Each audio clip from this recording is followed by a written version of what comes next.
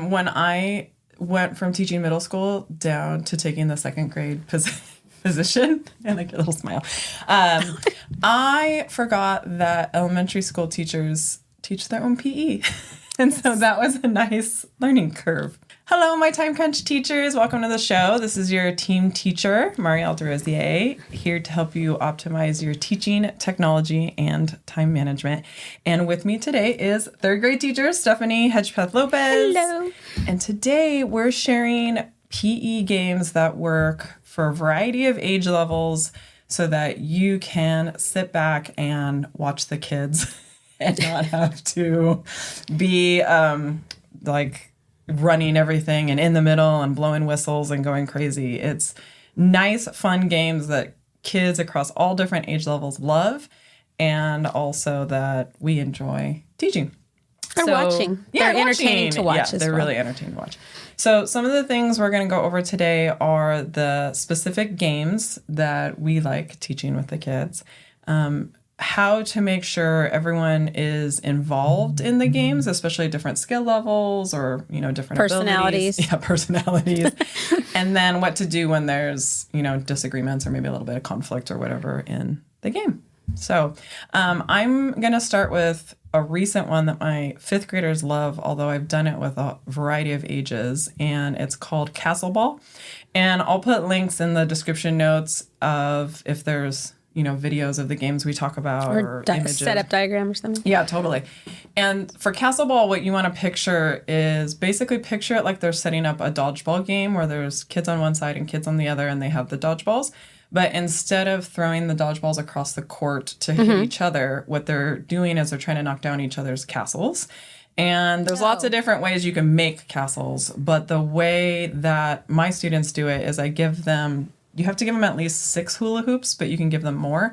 And there's a really cool way that you can actually make a structure with a bunch of hula hoops that sort of looks like those, those like geodesic domes that kids would climb in. Yes, exactly. Thingies, yeah. That they climb in at playgrounds. It ends up looking like that. So they build those on each of their sides. And if you have a ton of hula hoops or borrow some from other teachers, it's really fun if they make like 2 or 3 castles. Mm-hmm. So they have their castles behind them on each of the sides, and you have to kind of give parameters in terms of like you can't guard your castle because otherwise they'll just go around the castle and no balls can get through or whatever as they're tossing them. But basically they just lob the dodgeballs back and forth and try to knock down the castles made out of the hula hoops. And because the hula hoops, the way it's set up is like very precarious, they knock over quite easily. And also, like, sometimes a kid will randomly just, like, bump into their castle and it'll all come crashing down.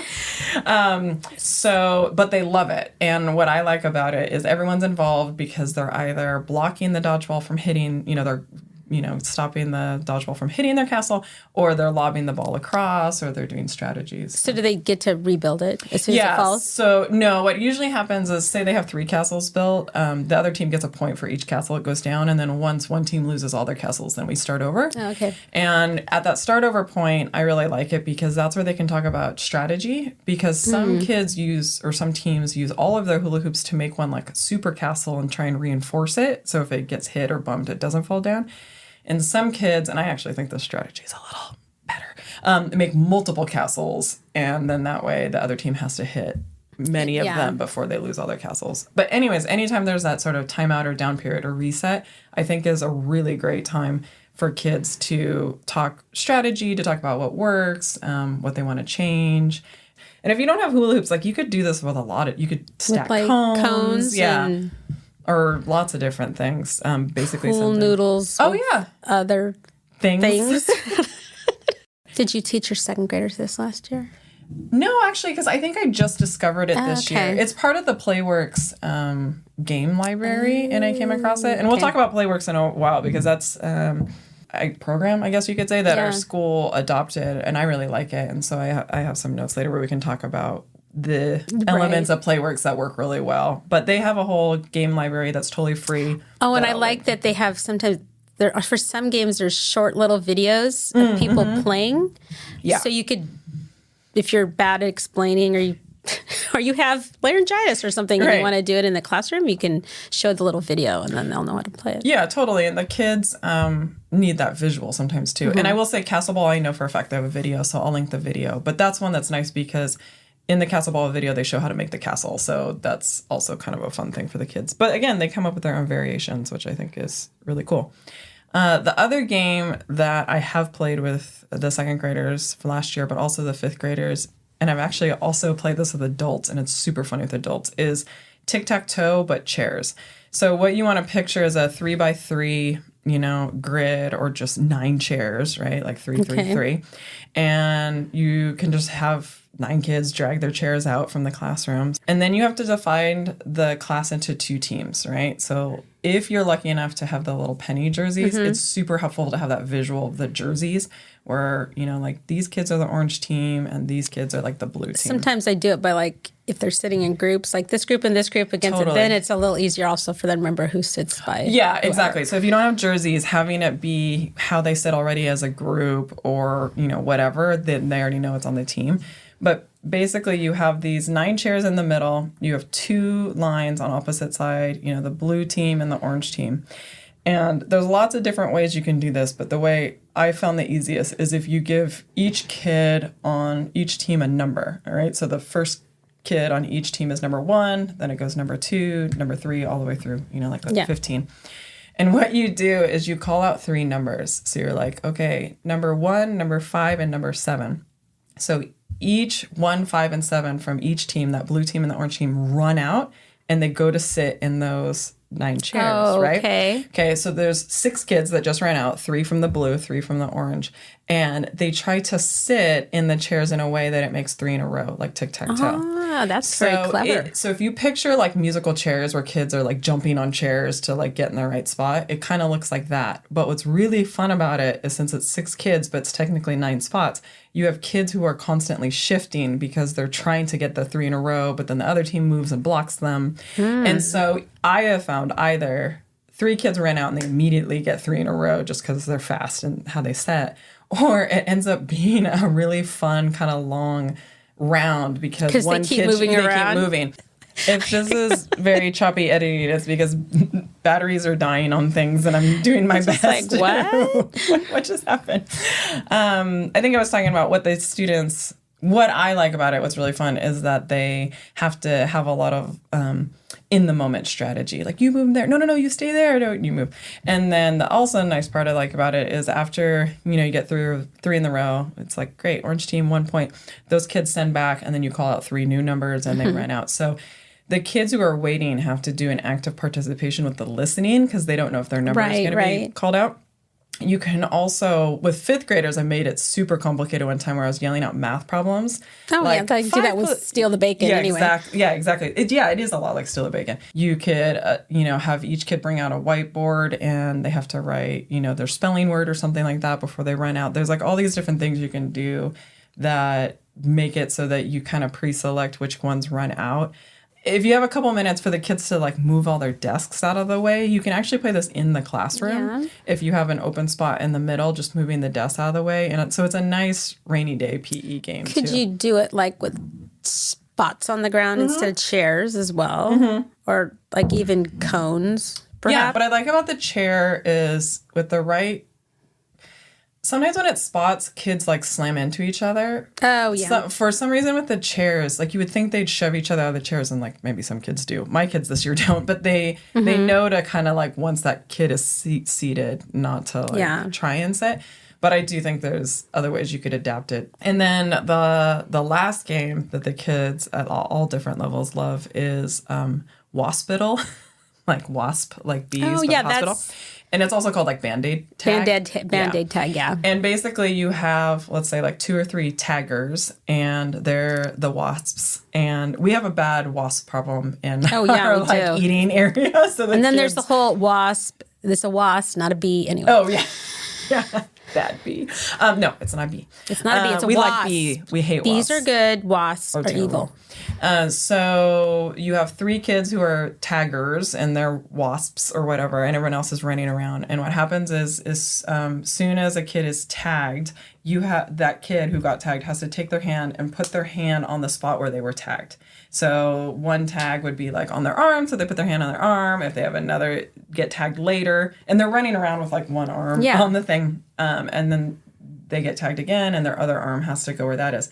Once they've been tagged twice and they're now like holding on to the two stings, they go to the Waspital. And this is a nice way to kind of do an adaptive thing. Like if a kid isn't feeling well, but they want to participate, but they just don't want to be like running around, they're the ones that are like the doctors and the nurses or whatever in the Waspital, and they heal the person who comes over. And the way the kid gets healed is you give them some sort of task. So it could be like 5 jumping jacks or whatever. And then the kid is cleared and they can run back in and keep playing. And then every like couple minutes you switch out who the kids are that are the wasps. But this is also called Band-Aid tag because you're like putting your hand on where you got tagged, like the Band-Aid. There's a variation of that Band-Aid tag.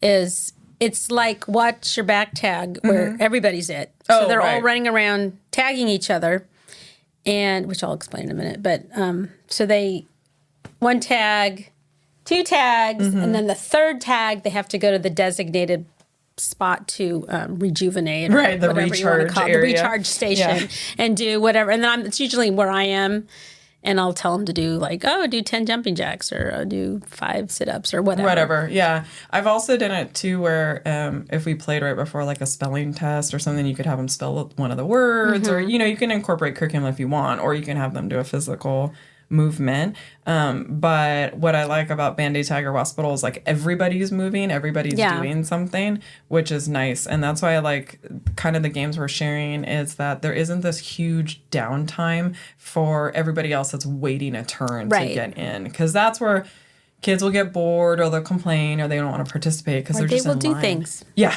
They'll be naughty. But yeah, so I like that castle ball, tic-tac-toe with the chairs or hula hoops or whatever, and then Waspital. And then the last thing I was going to share that just recently the kids have really been loving, meaning like this generation of children, is all of those what we might consider like old school recess games. So Foursquare, they're just obsessed with, especially if you teach them the right way. Because every school I've ever been to, the kids all have these like goofy Foursquare rules, like rainbow, and they do all these like weird things with their hands that basically make it so they can just hold the ball. And I'm like, no. So if you teach them real Foursquare and or playing wall ball, like if you're lucky enough to have one of those like backstop walls. I like wall ball because I like kids playing 2 versus 2 wall ball, and then because we have 4 or 5 courts. There's 4. I think 1. 4. Yeah, because there's 2 walls and so there's 4 courts that kids who want a little more practice can kind of stay in the practice court, and kids who want to be more competitive can kind of move up to the more competitive court. That's always a good idea. But yeah, because like you don't want kids to like feel bad that they're learning, or kids that want to just like play competitively, feel like they're stuck in the practice I've done that phase. with like soccer. Like, okay, this is going to be the competitive one, and this is the one you just want to have some fun, and they'll self-select. Yeah, totally. And sometimes that makes it a lot easier, and the kids that don't have as many skills, or the ones who really want to play hard, and then it's just nicer. Kind of like separate the competitive element. The other, this isn't really a recess game, but I do feel like it's a skill that all kids need to learn, and there aren't a lot of things I claim with my second graders that I did well, but every one of those second graders learned how to jump rope, and I'm very proud. Yes. I have a lot of third graders that can jump rope. And because one, it is a skill that needs to be explicitly taught. Like, I don't think it's necessarily instinctual for kids, or wasn't for me, because I would turn my hands. Yeah, it's definitely a coordination thing, and they just, none of them don't have it. Yes, it's a coordination thing, especially for what I'm picturing right now, which is the single jump rope, like a kid holding the jump rope themselves. But there's a really nice progression that you can teach them where you have the super long jump rope with another adult. You need an adult to like be the spinner at the beginning, but where you're not doing the full rotation, you're just kind of... Bluebells. What? They're called bluebells. Oh, bluebells? Oh, now I have a special name. We used to go bluebells, cockle shells, easy overs. Here comes the teacher with the great big, and that's all I remember. All those songs are coming back, and I will tell you, they are not. They need some updating.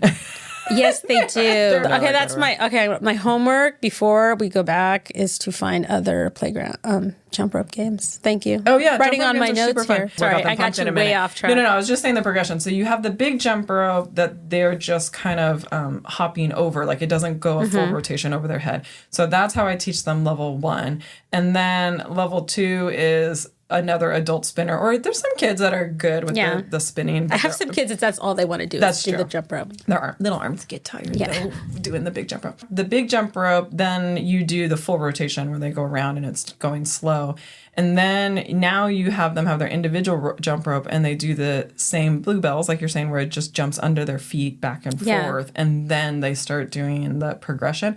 But I have found teaching them to swing the jump rope, not 2 hands, but put both handles in one hand, usually their dominant hand, and they're just rotating the jump rope next to them. Like they're not physically jumping over the rope, they're just rotating it. Helps them with the timing.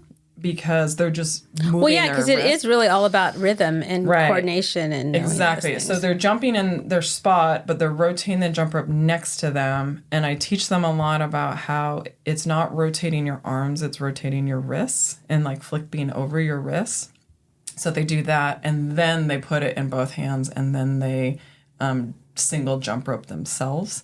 And having the jump rope start behind them and it comes up and over their head and into their, visualization over them. Because, like, weird, instinctually, a lot of kids like to put the jump rope in front of them and then try to jump. And then try and to they're not very good at how much slack they need, or they have too much slack, or they don't choose the proper jump rope size. Yes. Yeah, sizing is really important. So the way you size a jump rope is stand in the middle of the jump rope and then pull the handles up towards your shoulders.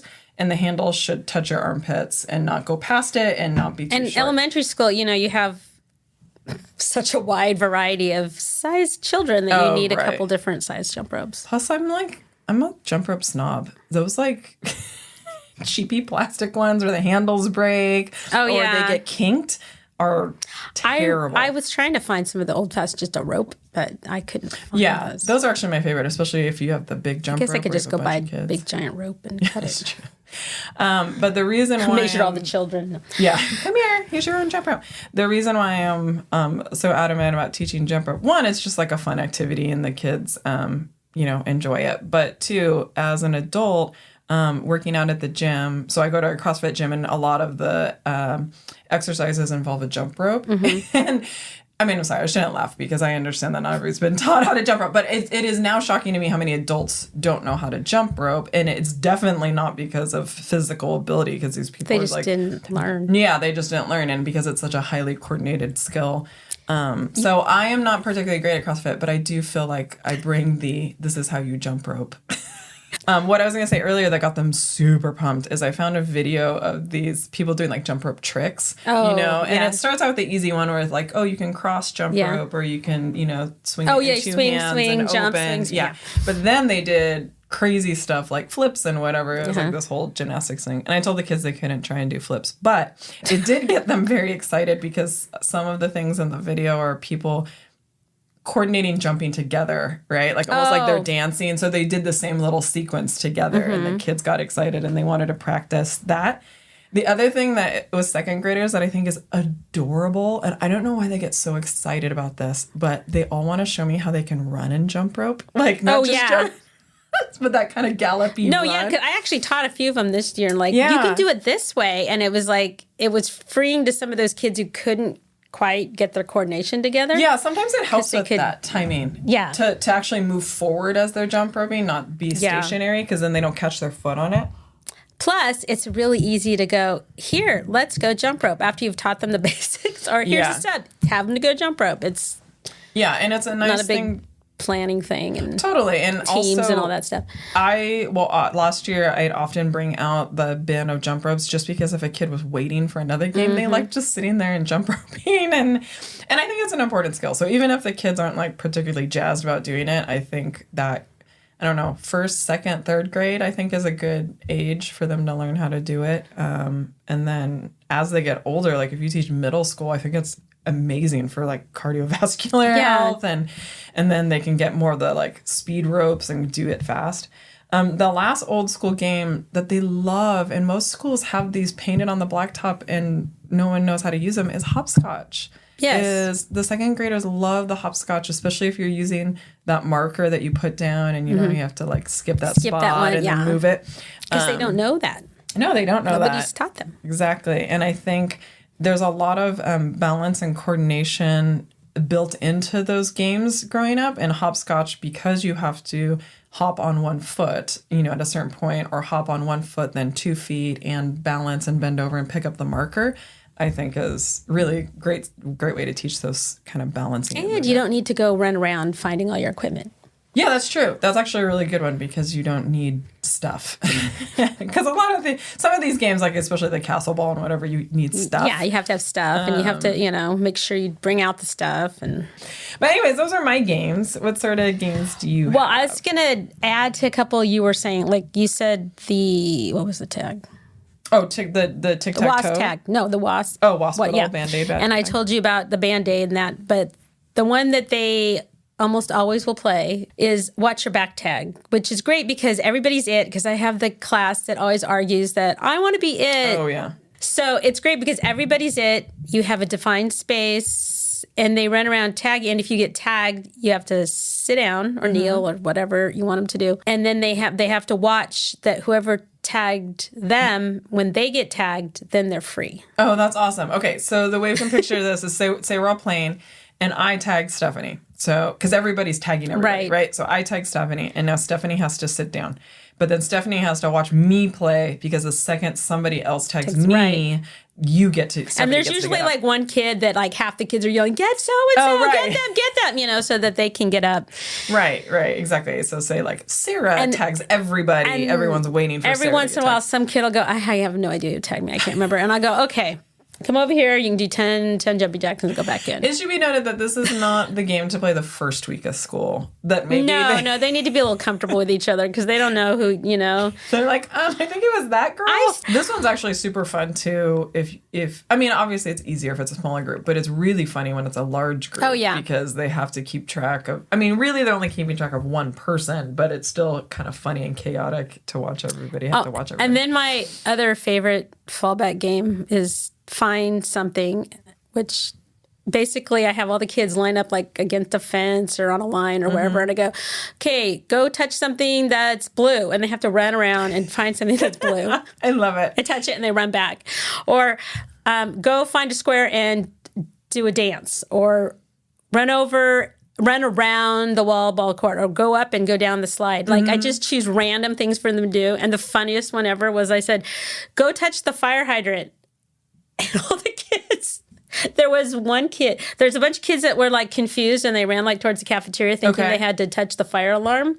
Oh, whoops. Like, where you go? And there was finally one kid who figured out that where the fire hydrant was in the playground, and they ran over, and then everybody followed and was like, "Oh wow, we need some vocabulary teaching here." I'm surprised I didn't go to like a fire extinguisher, but I imagine the fire alarm. Yeah, that makes sense. That was the only thing they could think of. It was funny. But then also, but then you can also teach like prepositions and things. I want you to go get on something, run around something, colors. And so the littler they are, the more you can actually use it a little bit as a teaching or checking like a thing. Vocab. Or if you're teaching shapes, like go touch a square. And it's funny because like go touch a square, like some of the kids will run to the farthest square they can find. Yeah. And the other kids are looking around like, "Oh, there's one right there," and just walk 2 feet and then jump up and down and come back. Exactly. It is kind of cute to watch like which ones really want to go for the distance. It's really good with little kids. It gets them tired. Yes. If you want to wear them out a bit.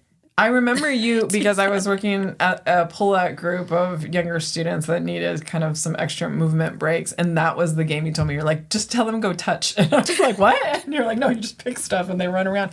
And it worked. It worked. I was shocked, one, how fast they bought into the game. Like they immediately all did it. Okay, sure.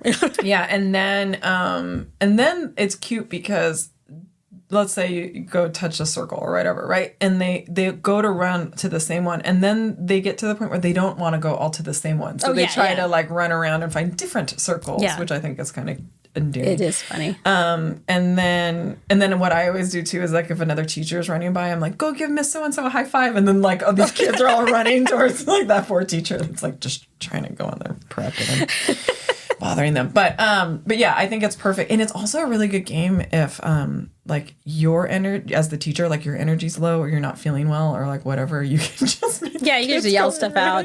Go do this. And if they're not running, it works in the classroom well too. Like I've seen younger teachers do it, like point at and they have to go find something. But it is another one that translates to inside the classroom if you have to have a rainy day recess or whatever. There's this one I saw somewhere. It was like clean your room, and you could do this inside. Okay.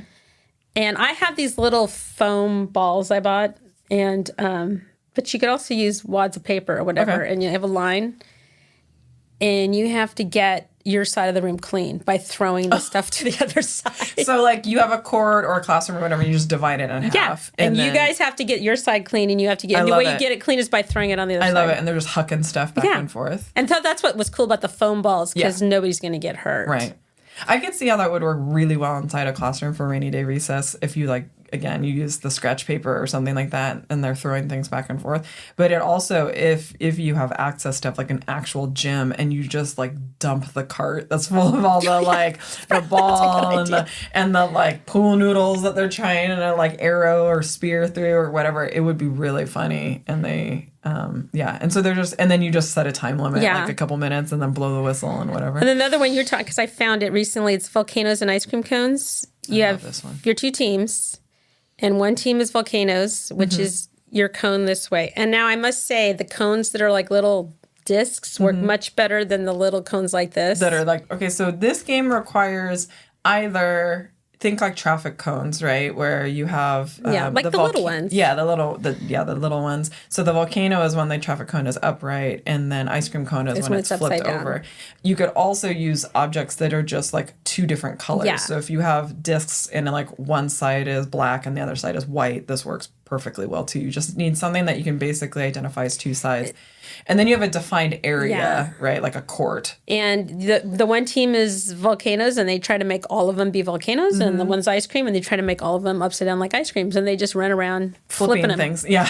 Which is why the little cones didn't work, because then I had a bunch of kids that would just go kick them. And so it was, the ice cream cone people were always winning, because it was easier to just knock them over than to go over and actually set it up. So that's because I couldn't find my other cones at the time. Now I know where they are. Yeah, so what Stephanie is saying is like the ones that are traffic cone, I mean, they're little, but they're shaped like a traffic cone so that they have like a tall peak. Those are really easy to knock over, but they're harder to put upright. But if you tell them that they have to use their hands and they can't just kick them over, then that's one way. Also, or if you play in grass where it like holds it up the other way. Yes, that's true. But the cones that are more like a little bit more flatter discs, as if a traffic cone was cut off on the top. Those work really well. Those would work better. Or actual circle discs. But basically what happens is for 2 minutes straight, kids are running around and like flipping things back and forth. I found with the fifth graders, they would guard one, like they would stay by one and just flip it back. And so I told them that they couldn't like hover around one object. They actually had to like leave it. Yeah, you have to give them a bunch of rules. The older and smarter they get, you have to give them some more rules to... But that one's fun, and as somebody who's played it, it is so exhausting. It is like, it's a really good warm-up game because it kind of tires them all out really quickly, and then you can kind of move into maybe a skill-based game or something that takes a little bit more time. But that one's super fun. And everybody's playing. That's what's fun about it, is every single There's kid. that other game that you taught me that now I can't remember what it's called, where you have like a line of cones and you have two people facing off. And you have to touch. Oh, head, shoulders, knees, cone. Yeah, head, shoulders. That's it. Yeah, that was really tons of videos of this. But yeah, so the one that I saw, and I'll link the video because it's fun to just watch how you play it, and it's also fun to show the kids because then they get how to play it. So, picture between Stephanie and I, there's a cone, but it can really be any object. It doesn't have to be a cone. And you face each other, and if you want to make this a little more athletic, I have the kids stand in sort of like a squat stance. And then you have a caller, which is usually the teacher, and they're saying like head, shoulders, knees, or cone. And so it'd be like head, and both people have to touch their head. And it's like knees, shoulders. And so they're touching these different parts. And then as soon as the caller says cone, they both try to grab the cone, and whoever grabs the cone a little first. Like individualized steal the bacon. Yes, exactly. But then everybody's moving because they're not just waiting for that one number and feeling like everybody's looking at them. Yes, and then since they're two lines facing each other, you can just rotate one kid down, and now they face a new partner. the way I played this in the classroom is a stretch break where I had a bunch of these little cubes and I'd have the kids, I would just like randomly partner them up and they would sit on the ground and they would put the cube in between them. And I would say like head, shoulders, knees, whatever cube. And then they would just grab it. Oh, that's good because she'd probably have less bonked heads. Yeah. Word to the wise on this game, I have to tell the kids not to lean in. They have to squat down to get the cone. Otherwise they both lean in and they knock heads. It is kind of cute to like start this game that is so clear in your mind and then watch the kids and you're like, oh no, oh no. Like I was watching my son, my younger son in this, his little like gymnastics group thing. And the game was really simple. And his coach, the woman who teaches it, is also a teacher. So like she works with kids. She totally knows how to explain things. She explained it perfectly. But basically it was a kind of relay thing where there's a bunch of kids in line and the first kid had to hit the balloon, run to the end of the line, and the second kid had to hit the balloon and then run to the end of the line. So they're just trying to keep the balloon in the air. It was the most chaotic thing I've ever seen in my life. Like either one kid would hit it over and over again and not go to leave, or one kid would hit it and then they'd all run to hit the balloon, or one kid would hit it and then they'd all watch it just drop to the ground. It was the funniest thing. That's where I kind of like how the play works does the games a lot. They'll go, we're going to play watch your back tag. And then the teacher go, we're going to play? And the kids have to repeat, watch your back tag. Oh, right. Who's it? Everybody. This is after you've explained it. Everybody's it. So you're constantly reminding them, how do we tag? We say dragonfly fingers and you have to touch. You know, you can touch here and here. And like remind them each time what is acceptable. Totally. Because it doesn't matter. Because really you know how children are. Like, you mean the rules apply again? We did that 5 minutes ago. It's the same. It was hilarious. So, like, she could not have described it better. Like, she modeled it. She had them walk through it and whatever. And then as soon as it was go time, it was as if they had never seen this in their life. Not. And it was so funny. Like, the parents, we were all, like, dying. And at a certain point, I was like, do you want me to help? And she's like, sure. So I stood up and I had to physically, like, hold the little kid's shoulders to be like, okay, come this way. No, you hit the balloon, yay! And we got through one whole rotation and we all like erupted in cheers. But it was funny because they've done way more complicated things, but something about just hit the balloon and go to the end of the line. I think it's because they're anticipating how it's going to come down. Maybe. And then it's like, wow, okay, now what do I, like they forgot what they're doing in the middle of it because because it was pretty cute. Because I can imagine your son if you want to just see something chaotic, try that game with your students. Blow up a balloon and see if they can just keep it in the air.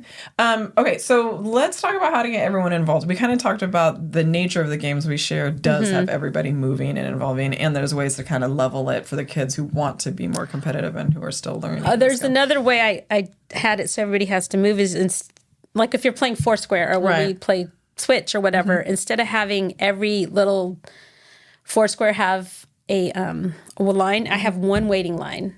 So as soon as somebody's out in one, the first person in line has to go join that game. Oh, okay. And so it's in constant motion because you're not just waiting for the kids in the four kids playing. You're waiting. It comes up a lot quicker, and it's like there's a lot more movement. Do you mean there's only one waiting line? There's only one waiting line for like the four games that are going, 4 courts that are going on. I wish the grocery store was like that. There's like one it line. Would be helpful. It's like TJ Maxx or Marshall's. Big Lots does that now. Oh, there's one line, and they go, "Can I have the next person?" The bank does that. So it's like yes, bank lines. It's like bank. It's bank lines. So like bank. I always think Marshalls because it's like it is like that at like Marshalls. Checker number 3 or cashier number 3 is ready for you. Yes. Okay, so everyone set up your PE game like Marshalls. Where all the games are going and there's one waiting line. Right. And then they have to run to sometimes that works because it does go faster because sometimes especially Foursquare, some kids are super good at volleying and they'll just wait forever. Yeah, and then they never get Plus it also sometimes you have a couple of those kids that the other kids don't necessarily gravitate to play with. Sure. And so that way it mixes them. Everybody gets mixed up. So one of the things I like doing is having the kids do a slow motion practice first. If there is a video of the game, obviously show them the video so they can kind of visualize it. Pause the video, ask questions, let them ask clarifying questions. Let them slow motion practice first where nobody quote like gets out or whatever, like you practice. And then I let them practice and then play a round or two, stop the game, and come back as a group to discuss, okay, what was the challenges? What was confusing? What might there be hiccups? And I have to remind myself to do that because I used to just especially if the kids were like, we've played this before, just let them play. And then I would notice, oh no, like 6 kids don't know what's going on, or they don't understand the strategy. This teacher taught it with this rule and this teacher taught it with that rule. That's happened a few times. Exactly. And so having that kind of immediate stop and then, okay, let's regroup, or even as simple if they all know how to play and they play it well, you can stop and have the teams discuss strategy or discuss what they want to change. Well, that's another good reason to have them repeat back to you what they're doing. Yeah. The other thing too is I'm really big about this. We were talking about this recently, letting the kids or leading a discussion with the students about consent when it comes to tagging, because I'm really big in my class, like, you don't touch people without consent or permission. And so I don't want them to think that that's just implied when they're playing a tagging game, because like some kids don't want to get tagged. And so we talk about that, and then I let the kids kind of come up with the modification. So if it's a game where they're all running around and getting tagged, sometimes kids who don't want to get tagged will say, okay, I'm going to run with my hand on my shoulder, or I'm going to run with my hand on my head. And so then they know, okay, the tagger isn't going to physically touch them, but they'll come up with some rule like, okay, if you're within this amount of space and say tag, then that means you're out, or whatever. Like, I let the kids kind of come up with it because they come up with way better modifications than I ever would. But I think it's really important to talk about, like, because some kids just don't, and I totally understand, don't want to be touched like during these games.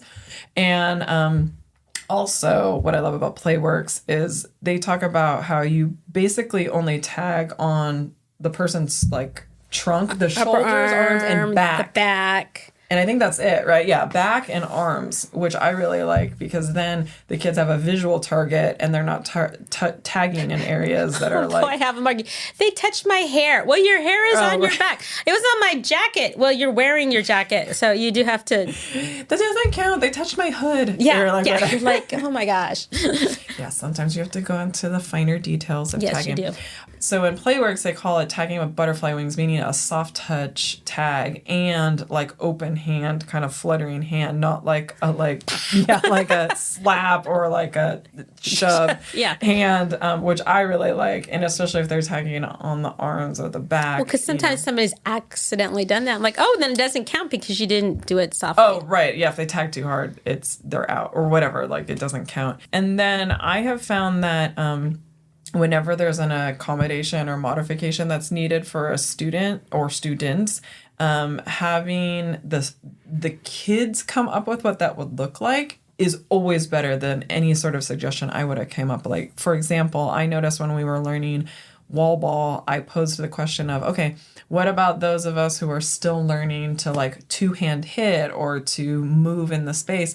The kids came up with like, okay, well, they can have 2 outs like before they're out, or like 2 missed attempts before they're out.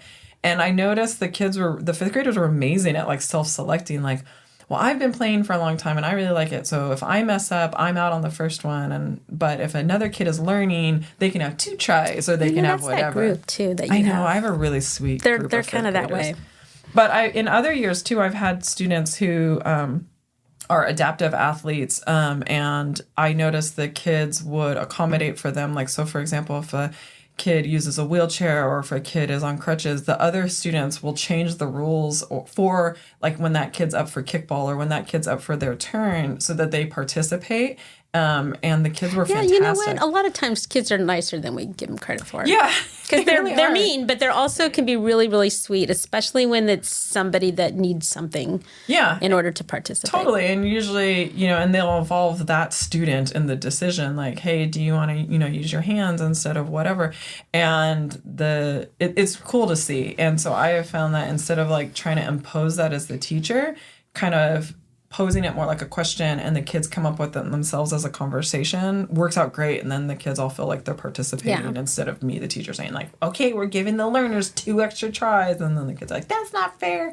But if they come up with it, they've bought in. Then of course it's fair. Totally. The other thing I love about Playworks is when a kid is like, quote, out or like gets out, the thing you say is good job, nice try, which I think is super cute. And the kids really internalize that. And again, maybe with the older kids, you have to kind of teach them not to say it sarcastically or whatever. But I have found like when you model it, and in all the Playworks videos, the adults who are playing the game always model it really well. So having that, I think, is helpful.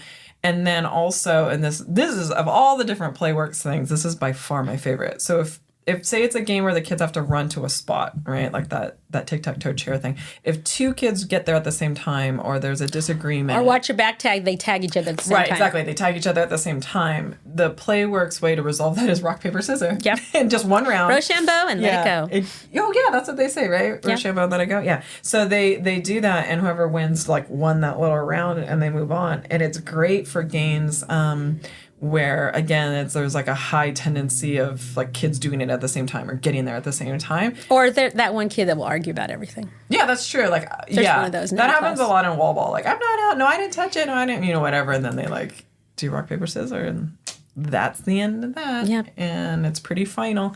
Then the kids get really good at rock, paper, scissors. Yes, they do. I'm like quite impressed with how good they are at all of that. And I feel like the rock, paper, scissors, I know that sounds like too simple, but it really does solve almost every single disagreement. Well, yeah, because that's what we've agreed to do, and that's what we do. Exactly. And I feel like there's not a lot of conflict in the games when they are set up in a way that it's not just the one winner and everybody else. Right. Know? Or any of those games, because as someone who was not very large as a child, when we play those games where everybody is looking at you, those are so hard. Those are terrible. Or like Red Rover, of course they're going to run towards me because I'm like, no, run to me because I have these little hands, right? So anytime you could take off where everybody is looking at the one kid. Yes. So even in some games where they're doing that, it's a quick turnaround, so everybody's not looking at you as you walk back to the dugout or yeah, exactly. That's a whatever. good point. Like, yeah, if you picture baseball, it's like the one kid is up to bat, right, and everyone else is watching. Exactly. That's another reason why I love these sort of group games, is because I think that's a really good point you made. Is all eyes are not on that one kid.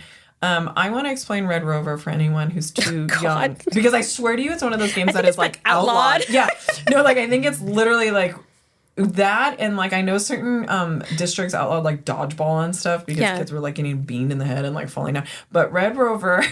I'm laughing because it's so chaotic that not only was this a recess game, but this was like something a teacher I remember taught us how that's to play. what we would play for PE. It's like great. So imagine two lines of children facing each other, holding hands. Yeah, looks like a fun game because they're holding hands. Yeah, so one team is either holding hands, or I felt like did we link arms, or was it some people just linked arms? We were taught holding hands. Okay. Maybe that was the accommodation. Like, if they're linking arms, it's better. I don't know.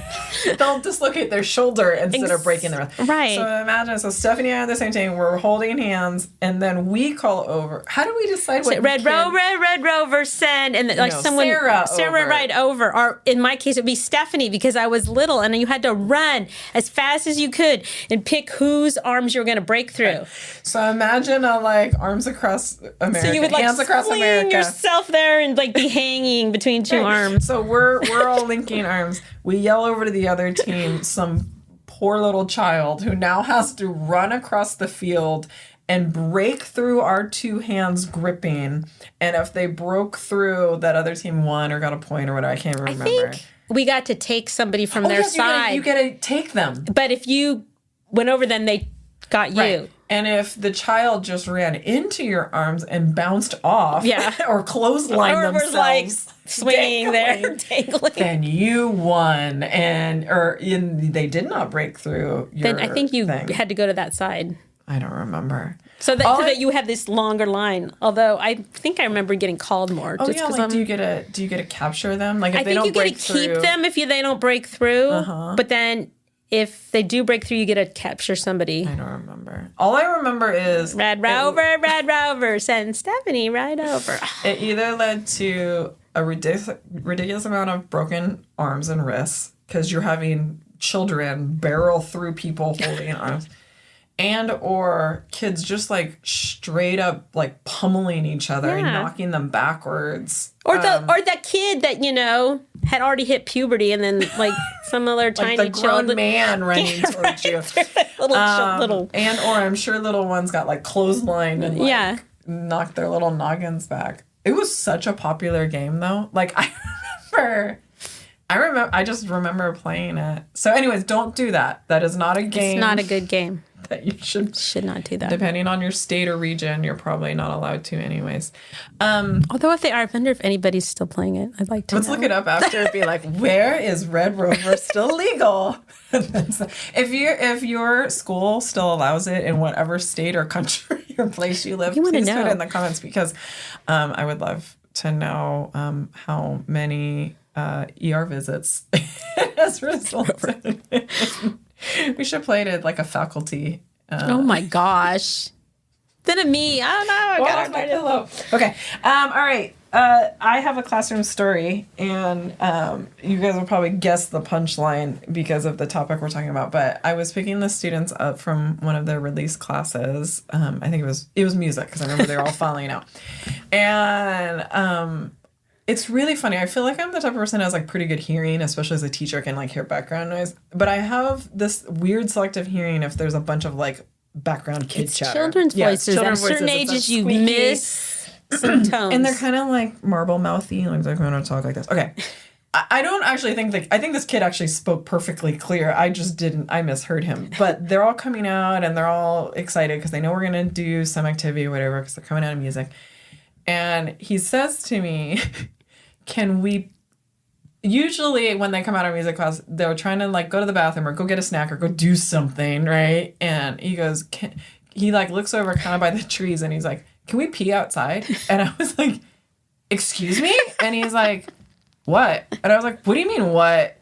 And he goes, and he kind of looked at me confused, and I go, do you think that's an appropriate question? And he like stares at me and he's like, what? And then I realize I think I misheard him. I do not think he said, can we pee outside? Turns out what he said is, can we do PE outside? Because it had been raining on and off. And he wanted to know if we could go outside. But his idiot teacher did not hear that. Always on the defense. They're always out to get us. I was like, yeah, he's trying. Okay, and granted, when you teach fifth grade, like, you've had some weird questions. Yeah. Like, they've not asked me if they could pee outside, but they have asked me goofy little things, and so I just kind of expect goofy questions. Clearly, it's my bias. So then when I realize my mistake, and he feels like he's in trouble because I'm like, do you think that's an appropriate question? Can we get PE outside? Do you think that's an appropriate question?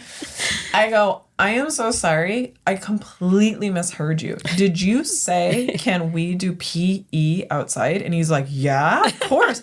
Well, now there's an audience, right? Now the entire fifth grade class is looking at like, what is going on? And I said, I thought you said, can we pee outside? To which point they all erupt in laughter. And he's like, why would I say that? And I looked at him, I'm like, that's why I said that. I was like, he's like, that's not okay to ask. And I'm like, hence my reaction, little man. So that was a big laugh. And so now the kids tease me all the time. And they're like, can we pee outside today? I'm like, whatever. But clearly it's better to give the kids the benefit of the doubt before you assume if they're... But I am also a mother of boys. And I have been asked that question multiple times. And so I think I was just expecting it. At least they asked. And that was my, that's true. At least he asked. We did do PE outside that day. That's good. Do you have any classroom Mine stories is nowhere near as entertaining as that. But as me completely shaming a child for no reason. It was also me just losing it because one game I used to always play was What Time Is It, Mr. Fox? I love that game. Which involves all the kids in one area being the sheep or whatever, right. And then there's a fox in the middle. It's called Midnight, right, actually. And they go, what time is it, Mr. Fox? And then the fox will say 10 o'clock, and the kids takes 10 steps. 1, 2, 3, 4, 5, 6, 9. What time is it? And they keep going back and forth. It's great for indoor game. I played that inside. Oh, really? Yeah. But you'd have to do tiny steps because my kids like to go as far as they can. Oh, and then we also have to teach, no, you cannot say it's 100 o'clock because it's not time.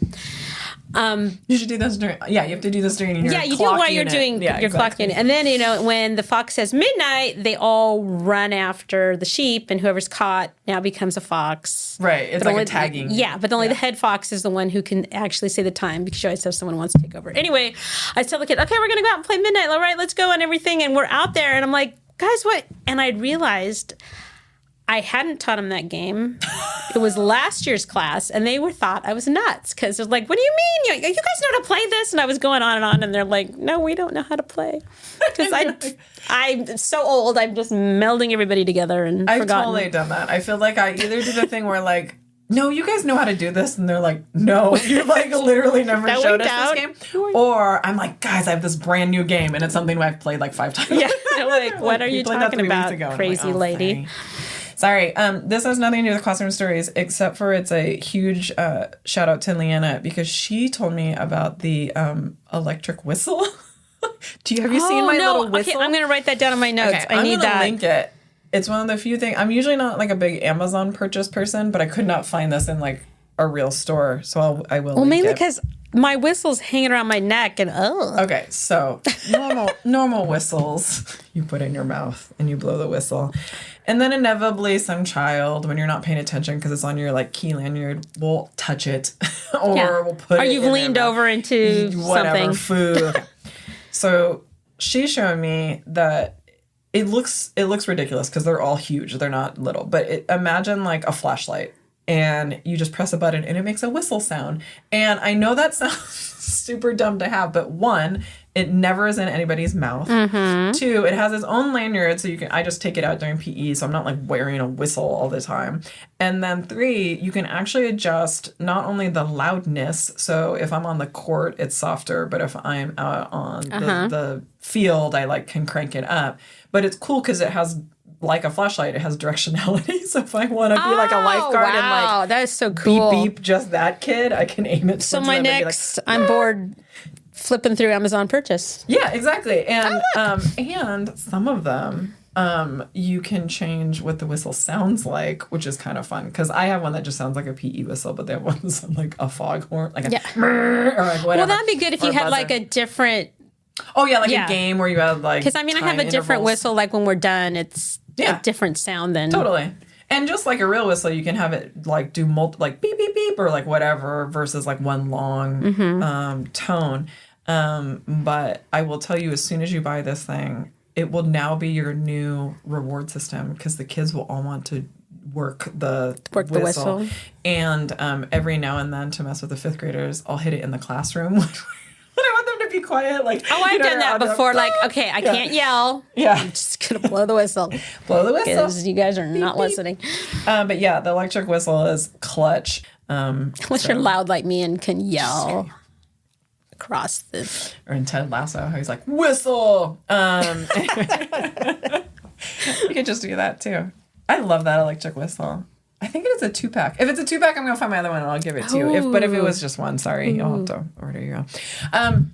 But you, dear listeners, if you have either an awesome PE game that you want to share with us or a PE horror story where you thought the child was asking if they could go to the bathroom outside and they just wanted to play, then please add it to the comments, or you can email us at podcast@thetimecrunchedteacher.com, and I'll be sure to leave that address in the show notes. And or you can leave a comment if you're watching this on YouTube of all your awesome PE games. And like I said, I will link all the games and that whistle in the show notes. So thank you so much for your kind attention today. Until next time, teachers. Bye. Bye.